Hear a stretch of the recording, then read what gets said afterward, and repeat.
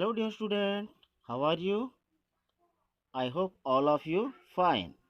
Today we are going to discuss about 6th class English lesson 5, the cat and the dog. There are some pairs of animals who don't like each other. Cat and dog are such a pair. The poem is based on this pair and shows the relationship between them. Session 1, Pre-reading Socialization. There are some pairs of animals and birds who are always in fight. ଏପରି କେତେ ଯୋଡ଼ି ପଶୁ ଏବଂ ପକ୍ଷୀମାନେ ଅଛନ୍ତି ଯେଉଁମାନେ ସର୍ବଦା ନିଜ ମଧ୍ୟରେ ଝଗଡ଼ା କରନ୍ତି. They never can have friendship. One is enemy to other. ସେମାନଙ୍କ ମଧ୍ୟରେ କେବେ ହେଲେ ବନ୍ଧୁତା ସମ୍ଭବ ନୁହେଁ. ଜଣେ ଅନ୍ୟ ଜଣଙ୍କର ଶତ୍ରୁ ହୋଇଥାଏ. Can you guess one such pair?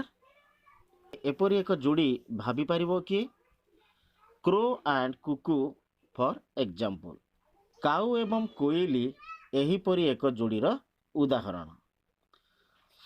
Look at the pictures and guess the other pairs of animals. ଏଠାରେ ଦିଆଯାଇଥିବା ଚିତ୍ରଗୁଡ଼ିକୁ ଦେଖ, ଅନ୍ୟ ଯୋଡ଼ିଗୁଡ଼ିକ ଅନୁମାନ କର. Let's read this very interesting poem on dog and cat and their relationship. ଚାଲ କୁକୁର ଏବଂ ବିଲେଇଙ୍କ ଉପରେ ପର୍ଯ୍ୟବେସିତ ଏହି ମନୋରଞ୍ଜନ କବିତାଟି ପଢ଼ିବା ଏବଂ ତାଙ୍କର ସମ୍ପର୍କ ବିଷୟରେ ଜାଣିବା. Now move to the text. There was a dog and there was a cat. ଏକଦା ଗୋଟିଏ କୁକୁର ଥିଲା ଏବଂ ଥିଲା ଗୋଟେ ବିରାଡ଼ି. One very thin and the other fat. ଜଣେ ବହୁତ ପତଳା ଏବଂ ଆଉ ଜଣେ ମୋଟି. Neither of them was a pet. ସେମାନଙ୍କ ମଧ୍ୟରୁ କେହି ବି ପୋଷ୍ୟ ଜନ୍ତୁ ନଥିଲା. But the cat always sat on a mat and claimed she was a loving pet. କିନ୍ତୁ ବିରାଡ଼ି ସର୍ବଦା ଏକ ସପ ଉପରେ ବା ମସିଣା ଉପରେ ବସୁଥିଲା ଏବଂ କହୁଥିଲା ଯେ ସେ ଏକ ପ୍ରିୟ ପୋଷ୍ୟ ଜନ୍ତୁ. As the fat cat saw one day the dog being chased away. ଯେମିତି ମୋଟି ବିରାଡ଼ିଟି ଦିନେ ଦେଖିଲା ଯେ କୁକୁରଟିକୁ ଘଉଡ଼ାଇ ଦିଆଯାଉଛି. She said, chased here and chased there. No place to rest and retire, but look how I rest hither like the owner's grandmother. ସେ କହିଲା, କିଏ କହିଲା? ନା ବିଲେଇଟି କହିଲା, ତୁମକୁ ଘଉଡ଼ାଇ ଦିଆଯାଉଛି ଏଠାରୁ ଏବଂ ଘଉଡ଼ାଇ ଦିଆଯାଉଛି ସେଠାରୁ. କାହାକୁ? ନା କୁକୁରକୁ. ବିଲେଇ କହିଲା କୁକୁରକୁ, ନା ଘଉଡ଼ାଇ ଦିଆଯାଉଛି ଏଠାରୁ ଏବଂ ଘଉଡ଼ାଇ ଦିଆଯାଉଛି ସେଠାରୁ. କୌଣସି ଜାଗା ନାହିଁ ବିଶ୍ରାମ ନେବାକୁ ଏବଂ ଆରାମ କରିବା ପାଇଁ. କିନ୍ତୁ ଦେଖ ମୁଁ କିପରି ଏଠାରେ ଆରାମ କରୁଛି ମାଲିକର ଜେଜେମା ଭଳି. The dog saw the cat, cursed his fate, and away he left. Another day, going that way, as the dog saw someone pack.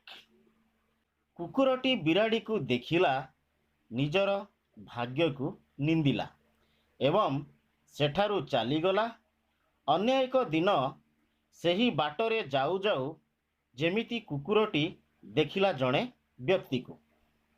The cat in the sack and away her take. The cat in the sack and away her take. He said, hey, how is today? ବିରାଡ଼ିଟିକୁ ବସ୍ତାରେ ପୁରାଇ ସେଠାରୁ ନେଇ ଯାଉଛନ୍ତି.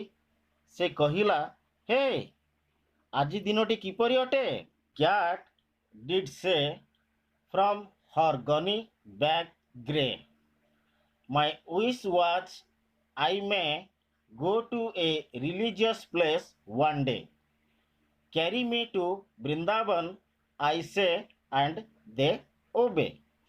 ଟି କହିଲା ତାର ମାଟିଆ ଅଖା ବସ୍ତା ଭିତରୁ, ମୋର ଇଚ୍ଛା ଥିଲା ମୁଁ କେବେ ଦିନେ କୌଣସି ଧର୍ମସ୍ଥଳୀକୁ ଯାଇପାରନ୍ତି କି? ମୋତେ ବୃନ୍ଦାବନକୁ ନେଇ ଚାଲ, ମୁଁ କହିଲି, ଏବଂ ସେମାନେ ମୋ ଆଦେଶ ପାଳନ କଲେ।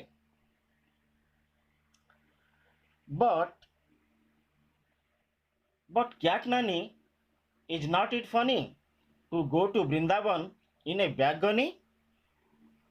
କିନ୍ତୁ ବିରାଡ଼ି ନାନୀ, ଏହା ବିଚିତ୍ର ଆଉ ହାସ୍ୟାସ୍ପଦ ନୁହେଁ କି?